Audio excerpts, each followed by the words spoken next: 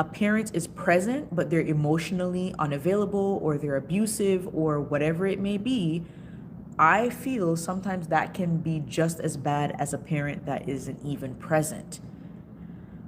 To me, if you're not present, there is that hurt, there's that void, but you're not present. So, apart from the void, that person grows up and they have to deal with that void, but they're not dealing with the effects of what that parent did.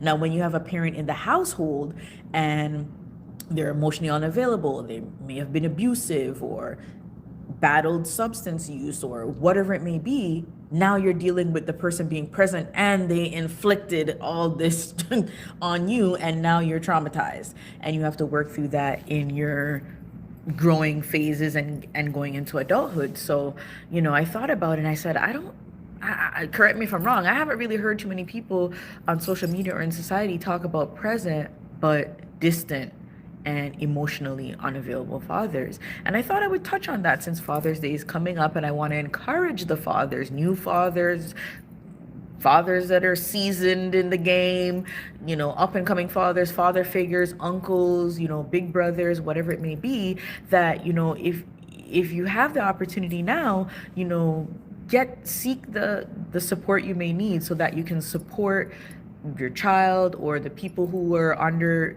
not under, but that you see over as a uncle or brother figure or father figure. It's very important. I feel a lot of times, not just with fathers, like I said, mothers, but this is particular about fathers since Father's Day is coming up. Check out my Mother's Day video because people might say, you're coming for the fathers. Well, I got the mothers. I got the mothers in a previous video. So yeah, and this is not a bashing. It's an encouraging video that, it's not just deadbeat dads and absent dads that need a bit of adjusting. It's the present dads sometimes that may lack the emotional availability. And for years, I used to say to myself, why do I feel, a gap? My dad was in the household. I saw my dad every day. But then I thought about it. I said, I saw my dad every day, but we had a disconnect. Number one, my dad comes from the Caribbean. He's from Jamaica.